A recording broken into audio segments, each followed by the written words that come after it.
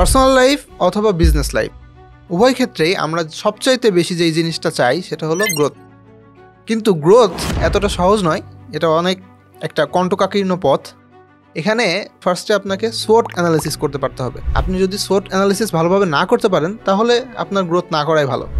আপনি গ্রোথ করলেও সেটা সাস্টেইন করতে পারবেন না। জাস্ট 4টা জিনিস আপনাকে জানতে হবে, ব্যবসা হোক বা পার্সোনাল লাইফ হোক। 1 নম্বর হলো আপনার শক্তিটা কোথায়, 2 নম্বর হলো আপনার সবচাইতে দুর্বলতম জায়গাটা কোনটা, 3 নম্বর হলো যে মার্কেটে আপনি আছেন অথবা যে চাকরিতে আপনি আছেন সেখানে আপনার অপরচুনিটিটা কোথায়, আর লাস্ট হলো থ্রেডগুলো internal thread plus external thread. সব বিষয়গুলোই আপনাকে অ্যানালাইসিস করতে পারতে হবে। বলা হয়ে থাকে যে আপনার জীবনের সবচাইতে বড় সমস্যার সমাধান কোনো একটা বইয়ের একটা প্যারাগ্রাফে আছে। এত কথা বলার একটাই কারণ যে আমি একটা রিসেন্টলি আমার বই বের হচ্ছে, ডিম বেচে কি শিখলাম এবং গ্রোথ জিনিসটা কি, ব্যবসাকে কিভাবে গ্রো করবেন, এসব বিষয় নিয়ে ওখানে কথা বলা হয়েছে। তো বইটার নাম হলো ডিম বেচে কি শিখলাম। আপনারা চাইলে বইটা ডাউনলোড করতে পারেন, ডাউনলোড লিঙ্ক নিচে দেওয়া থাকবে। So thank you for watching. আসসালামু আলাইকুম।